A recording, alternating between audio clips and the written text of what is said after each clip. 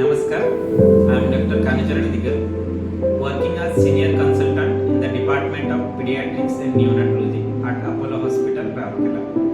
Today is World ORS Day. So every year on 29th of July, we celebrate World ORS Day and we celebrate World ORS Week from 25th July to 31st July. So this year's theme is diarrhoea की रोकथाम, सफाई और ORS से रखिए अपना ध्यान। तो diarrhoea को हमें तेबे रोकी पारिबा जेबे हमें सफाई रखिबा एवं यदि डायरिया हेला ताहेले ओआरएस सप्लीमेंट करिबा। जो छुआ मान को डायरिया हुए, शिशु मान को पतला झाड़ा हुए, तार मुख्य कारण है वायरस। तो वायरस जो डायरिया हुए ता पई एंटीबायोटिक रो कोनोसी आवश्यकता न। तो यदि डायरिया हेला ताहेले ओआरएस एवं जिंक ये दुईटा जिनस निहाती देबा पड़े।